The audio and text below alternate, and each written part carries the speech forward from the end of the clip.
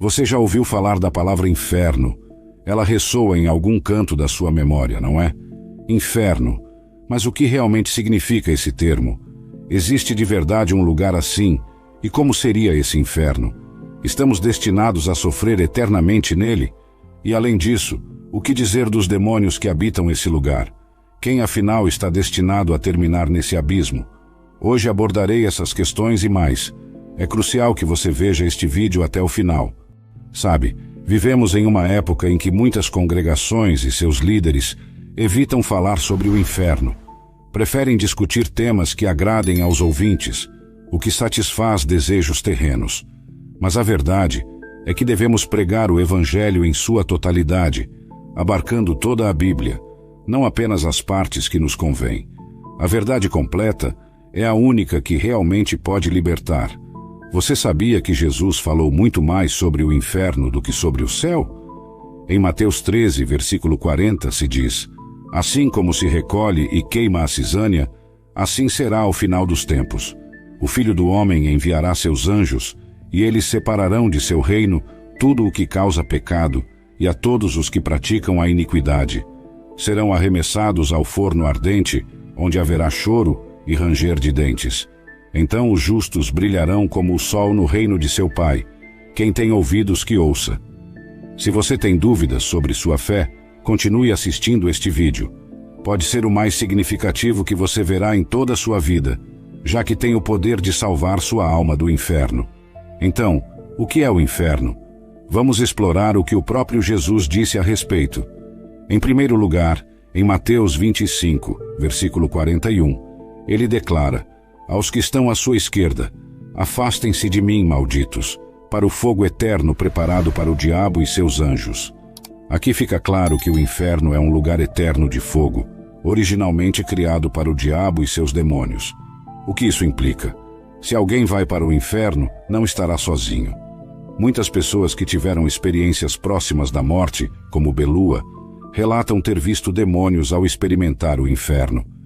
Avançando ao versículo 46, lemos: e estes irão para o castigo eterno, mas os justos para a vida eterna. Portanto, o inferno é um lugar de castigo eterno. Alguns argumentam que não é eterno, mas a Bíblia contradiz essa visão, afirmando claramente que é um lugar eterno de castigo, destinado àqueles que escolheram viver na terra em pecado, preferindo as trevas à luz e rejeitando a verdade de Jesus Cristo. Jesus também fala em Mateus 13, versículo 49, assim será no fim dos tempos. Os anjos sairão e separarão os maus dos justos e os lançarão no forno de fogo, onde haverá choro e ranger de dentes. Que descrição terrível! Choro e ranger de dentes. Uma imagem do inferno, onde as pessoas passarão a eternidade nesse estado. É surpreendente que até mesmo alguns cristãos neguem a existência do inferno, apesar de que sua fé se baseia nos ensinamentos de Jesus, que claramente descreve o inferno como um lugar eterno de castigo, com choro e ranger de dentes. O inferno é uma realidade e definitivamente não é um destino que desejamos para nós mesmos ou para ninguém mais. Jesus Cristo advertiu sobre a verdadeira natureza do inferno. Em Marcos 9, versículo 43, ele nos diz: se a tua mão te faz pecar, corta-a. É melhor entrar na vida manco do que com as duas mãos ir para o inferno, para o fogo inextinguível. E se o teu pé te faz pecar, corta-o. É melhor entrar na vida coxo do que com os dois pés ser lançado no inferno. E se o teu olho te faz pecar, arranca-o.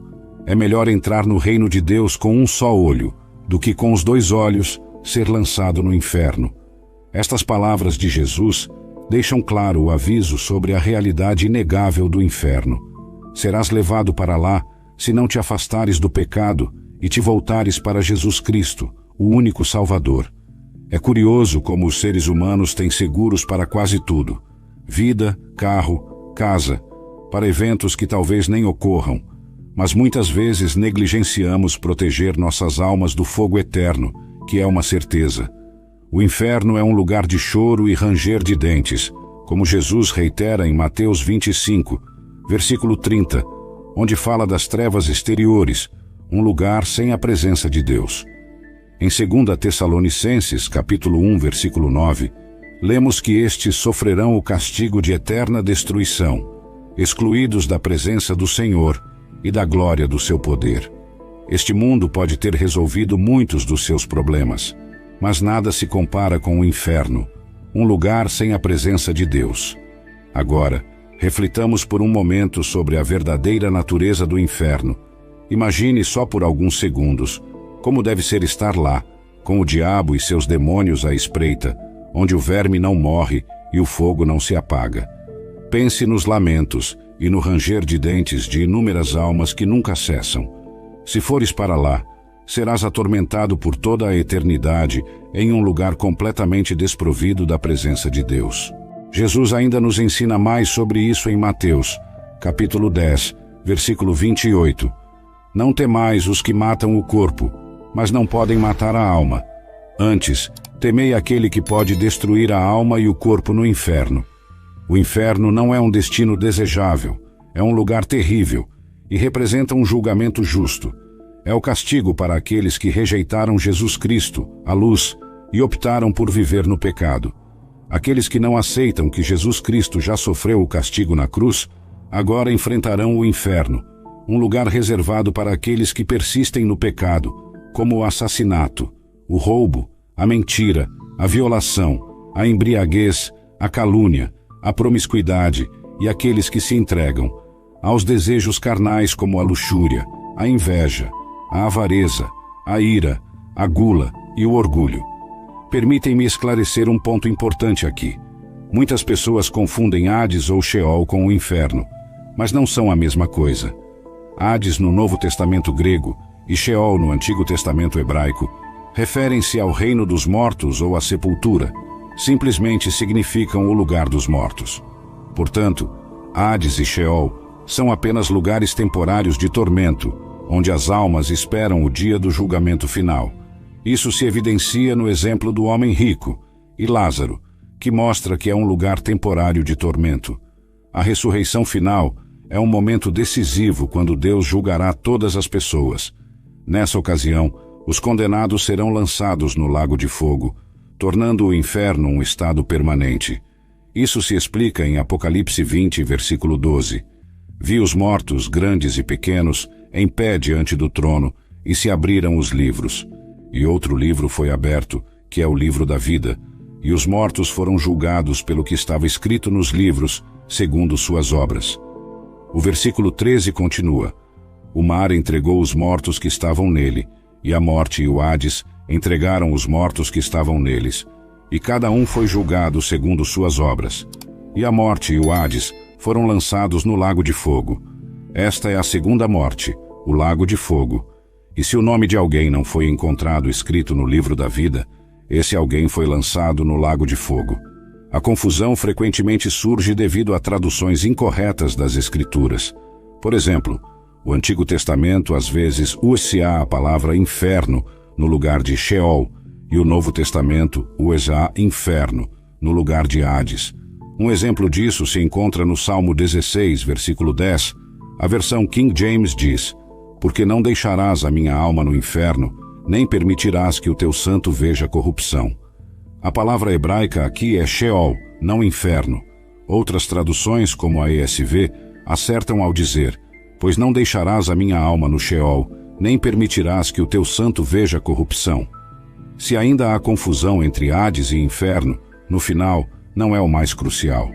O ponto fundamental é que todos os malfeitores terminarão no inferno por toda a eternidade se escolherem continuar vivendo no pecado e não aceitarem Jesus Cristo como seu Senhor e Salvador. A escolha é clara: rejeitar o pecado e aceitar Jesus ou enfrentar o destino eterno no inferno. Em Apocalipse 21, versículo 8, encontramos um versículo impactante: Mas os covardes, incrédulos, abomináveis, assassinos, praticantes de feitiçaria, fornicadores, idólatras e todos os mentirosos terão a sua parte no lago que arde com fogo e enxofre. Esta é a segunda morte. A Bíblia é muito clara ao afirmar que aqueles que escolhem, e aqui o ênfase está na escolha, já que cada um tem a liberdade de decidir, neste mundo temporal, enfrentarão as consequências de suas ações. A escolha mais importante é entre a luz e a escuridão. Depois de tomar a sua escolha, terá que lidar com as consequências dela, e se escolher não escolher, isso também é uma decisão, já que equivale a rejeitar Jesus Cristo. Mesmo uma escolha feita sem entusiasmo, apenas para assegurar um lugar no céu, não enganará, pois ele vê o coração de cada um. Isso também se aplica aos cristãos mornos, como Deus declara em Apocalipse 3, versículo 16. Porque és morno, e nem frio nem quente, vomitar-te-ei da minha boca. Não compartilho isso para assustar-te, mas para apresentar a realidade e a verdade, para que tenhas a oportunidade de te voltares para Jesus Cristo e evitar o inferno. Enquanto falamos, milhares de pessoas estão avançando lentamente para o inferno, e muitas delas terminarão lá, se não escolherem Jesus Cristo. Todos os dias, 150 mil pessoas morrem, e muitas delas se dirigem para o inferno. Jesus nos adverte em Mateus 7, versículos 13 e 14. Entrai pela porta estreita, porque larga é a porta, e espaçoso o caminho que leva à perdição, e muitos são os que entram por ela. Mas estreita é a porta, e apertado o caminho que leva à vida, e poucos são os que a encontram. Isto é um lembrete solene da importância de escolher o caminho correto. Este pensamento realmente me impacta. A inevitável realidade de que um dia morreremos é um fato do qual ninguém pode escapar, e eu compartilho isso contigo porque me importo, e não quero que termines no inferno. É importante reconhecer que Deus é amor, e nos oferece um período de graça para nos voltarmos para Ele, mas esse tempo também está se esgotando. É essencial tomar a decisão correta antes que seja tarde demais. Atos 17, versículo 30 nos lembra: Mas Deus, tendo passado por alto os tempos desta ignorância, agora manda a todos os homens em todo lugar que se arrependam, porque estabeleceu um dia em que julgará o mundo com justiça, por aquele homem a quem designou, dando fé a todos com a ressurreição dos mortos. Neste contexto, o homem é Jesus, Deus encarnado, enviado à terra para levar o castigo que merecíamos por nosso pecado. Jesus, que não conheceu o pecado, se fez pecado por nós na cruz. É interessante notar que foi um homem, Adão, quem introduziu o pecado no mundo, e um homem perfeito, Jesus, veio nos libertar do castigo desse pecado, que é o inferno. Frequentemente ouvimos dizer estou salvo, ou ele está salvo, mas o que realmente significa estar salvo? Significa ser resgatado do castigo do inferno, e Jesus já sofreu esse castigo na cruz por nós. Ele carregou com os meus pecados, os teus pecados e os pecados do mundo, embora ele mesmo nunca tenha pecado. 2 Coríntios 5, versículo 21 confirma isso. Aquele que não conheceu o pecado, por nós o fez pecado, para que nele fôssemos feitos justiça de Deus. É crucial entender que Deus é o juiz supremo e julgará todo o mundo com justiça. Ele avaliará cada um com base em como viveu a sua vida, considerando todas as ações, pensamentos e tudo o que foi feito neste mundo temporal. Deus vê até aquelas coisas que pensaste que estavam escondidas, as ações secretas e os pensamentos ocultos. Ele vê tudo e julgará o coração de cada pessoa, como está escrito em Romanos 2, versículo 16. No dia em que, segundo o meu evangelho, Deus julgará os segredos dos homens por Jesus Cristo. Lembre-se, Deus é onisciente, santo, perfeito e justo. Mesmo um único pecado continua sendo pecado, e ninguém é perfeito. Todos somos culpados de pecar, como diz Romanos 3, versículo 23, porque todos pecaram e carecem da glória de Deus. Deus, sendo tão justo como sabemos que é, julgará toda a injustiça e tudo o que está errado neste mundo, o que causa tanto sofrimento e dor. As pessoas frequentemente se perguntam o que há de errado no mundo, mas a resposta está no pecado que entrou nele. Muitos querem culpar a Deus pelas aflições do mundo, mas a verdadeira culpa recai no pecado humano. É essencial compreender esta verdade para perceber a importância da redenção oferecida através de Jesus Cristo.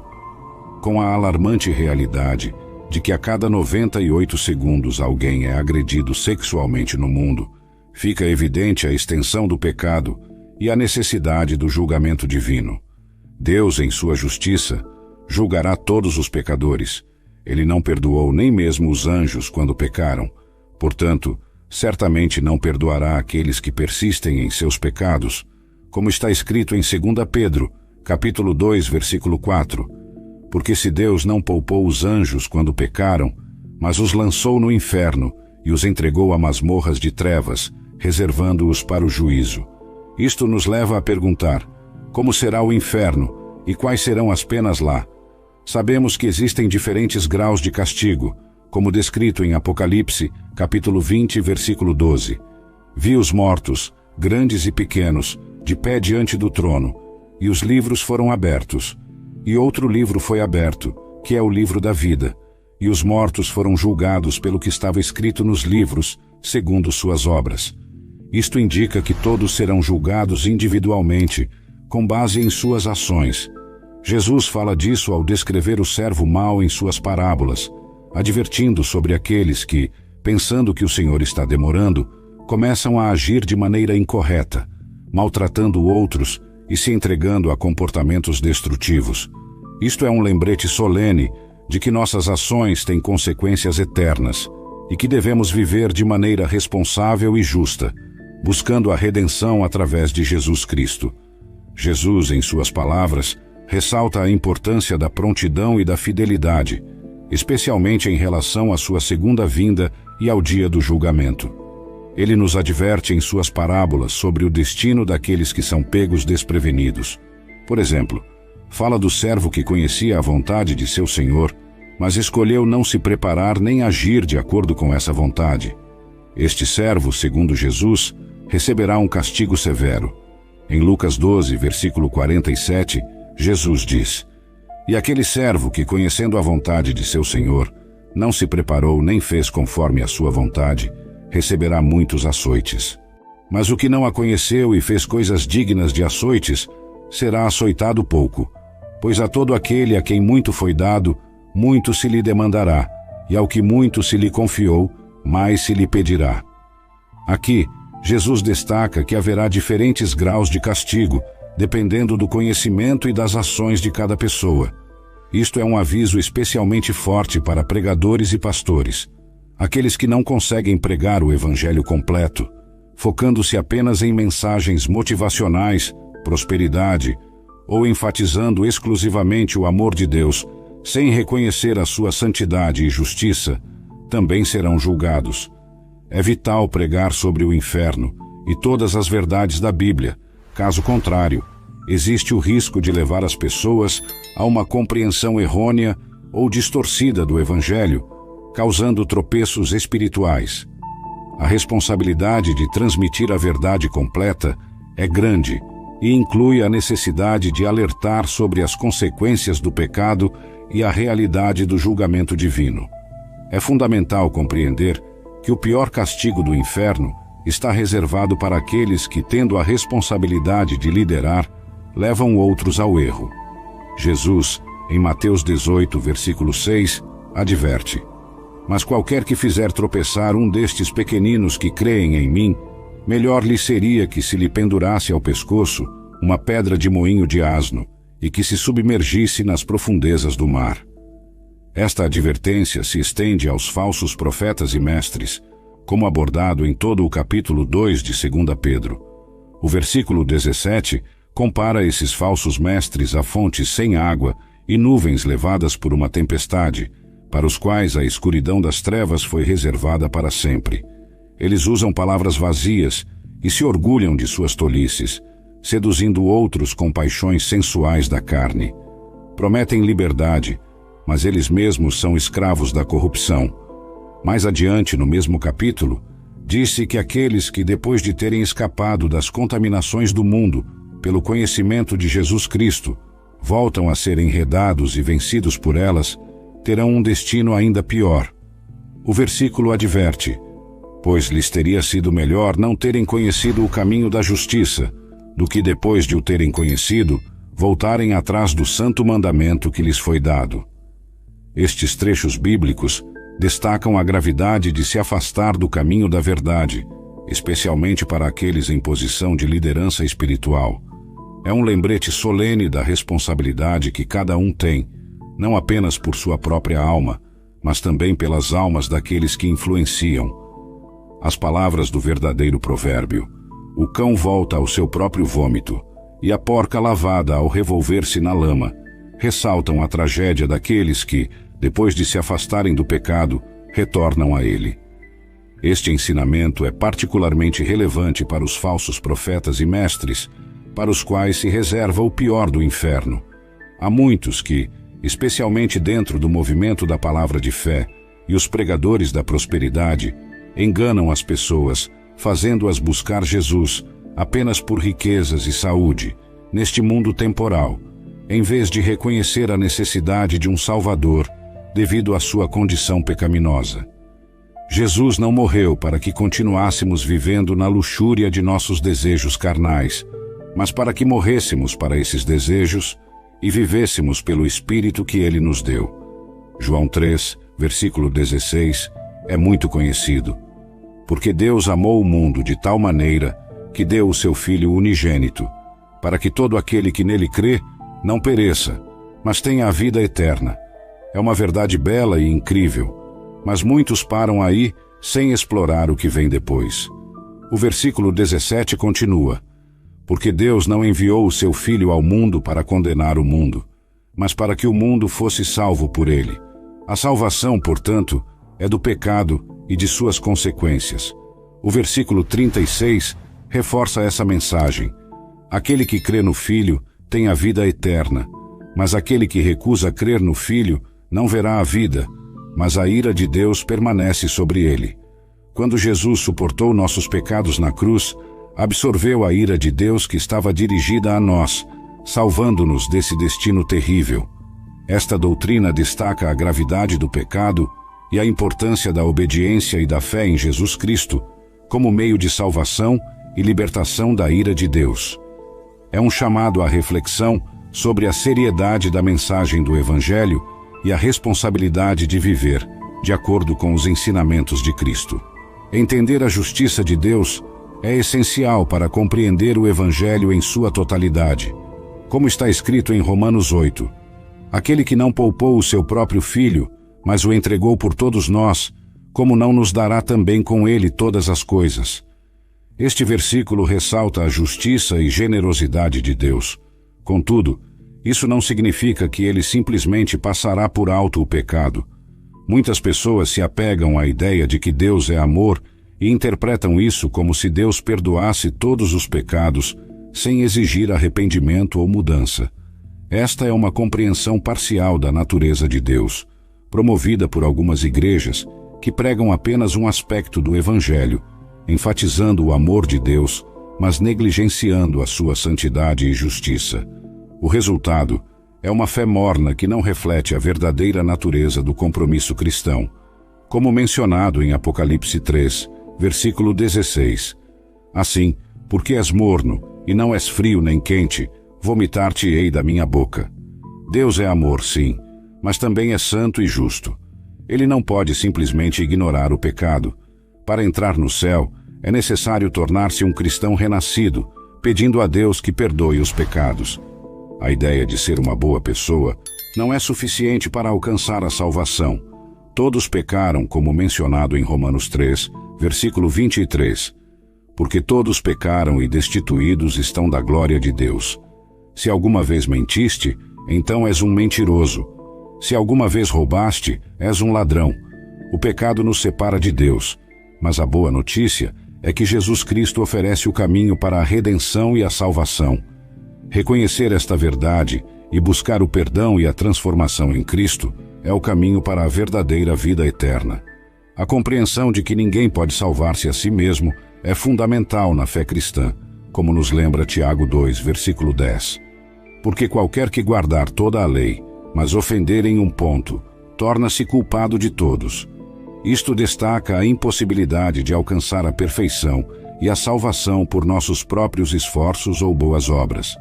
A salvação é um dom da graça de Deus, acessível através da fé verdadeira em Jesus Cristo. Quando aceitamos o sacrifício de Jesus na cruz, onde ele morreu pelos nossos pecados, somos declarados justos diante de Deus. Esta transformação é acompanhada do dom do Espírito Santo, que nos leva a viver uma nova vida caracterizada por boas obras e frutos do Espírito, não como meio de salvação, mas como evidência da transformação que ocorreu em nós. Os primeiros capítulos da carta aos Romanos explicam como Deus nos declara justos. É crucial entender que Deus nos ofereceu um caminho para escapar do inferno, e esse caminho é exclusivamente através de Jesus Cristo. Romanos 3 reforça essa verdade, declarando que somos justificados pela graça de Deus como um dom através da redenção que está em Cristo Jesus. Cristo foi apresentado por Deus como propiciação por seu sangue, recebida pela fé. Isso demonstra a justiça de Deus, que em sua paciência divina passou por alto os pecados cometidos anteriormente. Deus mostrou sua justiça no tempo presente para ser justo e justificador daqueles que têm fé em Jesus. Portanto, a mensagem central do Evangelho é que, apesar de todos terem pecado e estarem destituídos da glória de Deus, há um caminho para a justificação e a salvação, aberto a todos que creem em Jesus Cristo.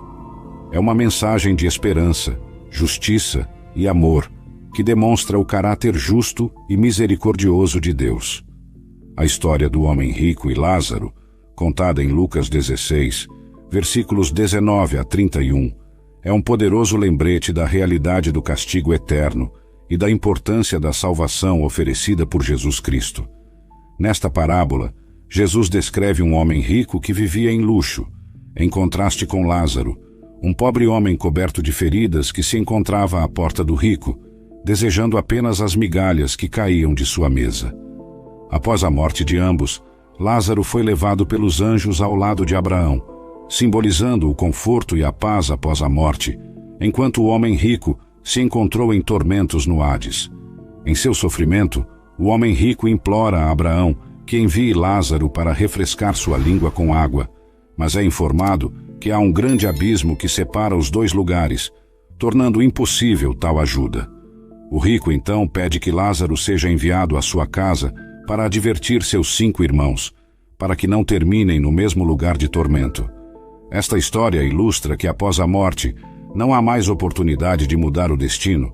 É um chamado à reflexão sobre como vivemos nossas vidas e sobre a necessidade de aceitar a salvação que Jesus Cristo oferece. Através do sangue de Cristo, o preço pelos pecados foi pago, e somente através da aceitação desse sacrifício somos salvos do castigo do inferno eterno. Esta parábola não é apenas um aviso sobre as consequências da negligência espiritual, mas também uma mensagem sobre compaixão, amor ao próximo e a importância da fé e humildade. Desafia-nos a viver de maneira que reflita os valores do reino de Deus e a reconhecer a urgência da mensagem do Evangelho. A conversa entre o homem rico e Abraão na parábola de Lázaro, citada em Lucas, reflete a importância de ouvir e responder às mensagens contidas nas Escrituras. Abraão destaca que, se não ouvem a Moisés e aos profetas, tampouco serão persuadidos se alguém ressuscitar dos mortos. Isso indica que a revelação de Deus através de sua palavra é suficiente para levar a uma compreensão e arrependimento verdadeiros. A história também nos fornece uma visão do tormento no Hades, um estado de espera para o dia do julgamento final. É um lembrete de que, após a morte, não há mais oportunidades para mudanças ou arrependimento. As pessoas no Hades, como o homem rico, estão cheias de remorsos, mas é tarde demais para elas. Este relato é um chamado poderoso à reflexão sobre a vida e o destino eterno.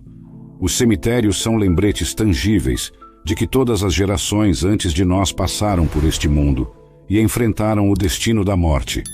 A morte é um destino comum para todos, independentemente da fama, riqueza ou status. Cada segundo com fôlego em nossos pulmões é uma oportunidade dada por Deus para nos voltarmos para Ele e aceitá-lo como Senhor e Salvador.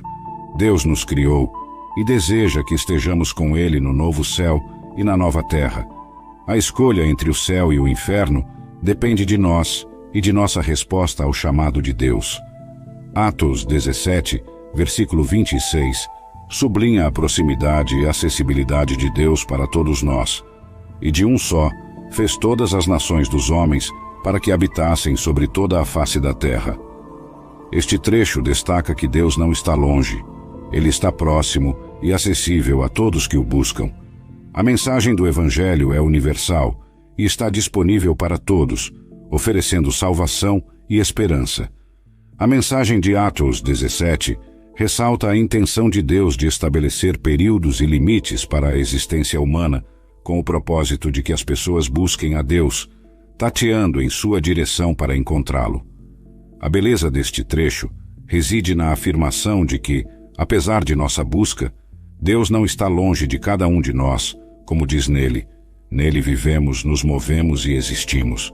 Isso significa que nossa própria existência está intrinsecamente ligada a Deus, e Ele está sempre ao nosso alcance. Você está aqui assistindo a este vídeo porque Deus está lhe dando tempo para tomar uma decisão crucial. A escolha pode parecer complicada, mas no fundo é simples. Escolher entre a escuridão e a luz, escolher Jesus Cristo. O arrependimento dos pecados e a fé em Jesus são os caminhos para a salvação. Romanos 10, versículo 9, declara claramente: se confessares com a tua boca que Jesus é o Senhor e creres em teu coração que Deus o ressuscitou dentre os mortos, serás salvo. A salvação vem pela fé, que se expressa tanto no coração quanto nas palavras. Deus, neste exato momento, está batendo à porta do teu coração, como diz em Apocalipse 3, versículo 20. Eis que estou à porta e bato. Se alguém ouvir a minha voz e abrir a porta, entrarei em sua casa e cearei com ele e ele comigo. Deus espera que você abra o seu coração. Não seria este o momento de deixá-lo entrar? Abrir o seu coração para Deus significa mais do que estar a salvo do tormento eterno do inferno. Também é encontrar a sua verdadeira identidade em Jesus Cristo. Ele é o Criador, e no seu desígnio encontramos nosso propósito e significado verdadeiros.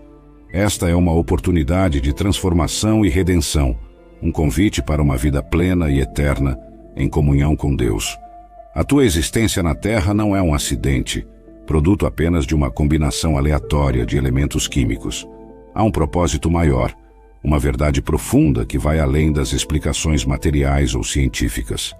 Aceitar esta verdade é o primeiro passo para encontrar as respostas que buscas. Não é nas coisas materiais, como drogas, dinheiro, relacionamentos, viagens, álcool ou passatempos, que encontraremos a verdadeira satisfação. Esse vazio profundo que sentes, essa sensação de que algo falta, não pode ser preenchido com experiências ou posses materiais. Jesus Cristo é a única porta para esse vazio interior. Como diz João 4, versículo 24, Deus é Espírito, e aqueles que o adoram devem adorá-lo em espírito e em verdade. Somente Ele pode preencher essa parte espiritual dentro de ti, transformando a tua vida. A minha própria experiência é um testemunho disso. Eu vivia seguindo os meus desejos carnais, entregue ao excesso de bebidas e festas, longe de ser considerado uma pessoa boa. Mas quando Jesus Cristo abriu os meus olhos para a verdade, eu não pude mais escapar dela. Ao aceitá-lo, foi como se eu começasse a viver de verdade, recebendo vida espiritual e o Espírito de Deus. A minha perspectiva sobre a vida mudou drasticamente. Essa transformação é o que Jesus oferece a cada um de nós. Ele nos chama para uma vida de verdadeira liberdade e propósito. Ao aceitar Jesus, não só escapamos do julgamento eterno, mas também entramos em uma relação com Deus que preenche nossas vidas de paz e alegria verdadeira. É um convite para descobrir quem realmente somos e viver de acordo com o desígnio divino que Ele estabeleceu para cada um de nós. A tua decisão de te voltares para Deus e aceitar Jesus Cristo como teu Senhor e Salvador é um passo fundamental para uma vida transformada. Se oraste sinceramente, buscando o perdão e a redenção que só Deus pode oferecer, agora és parte da família de Deus. Bem-vindo. No entanto, o caminho não termina aqui. O caminho cristão é uma jornada contínua de crescimento, aprendizado e transformação. Encorajo-te a continuar buscando a Deus, estudando a Bíblia, participando de uma comunidade de fé e cultivando uma relação diária com Deus através da oração e meditação. Lembra-te sempre de que Deus te ama profundamente. Seu amor é incondicional e Ele tem um plano maravilhoso para a tua vida. À medida que te entregas a Ele e buscas viver de acordo com a sua vontade, descobrirás um propósito e uma satisfação que o mundo não pode oferecer. Se desejas crescer espiritualmente, considera assistir a vídeos e conteúdos que fortaleçam a tua fé. Participa de estudos bíblicos e encontra uma comunidade de crentes com quem possas compartilhar a tua jornada. A vida cristã é mais rica e plena quando vivida em comunhão com outros crentes. Que Deus te abençoe abundantemente no teu novo caminho de fé e tenha em mente que, além do amor de Deus, também contas com o apoio e o carinho de irmãos e irmãs em Cristo de todo o mundo. Continua buscando a Deus e permita que Ele guie cada passo do teu caminho.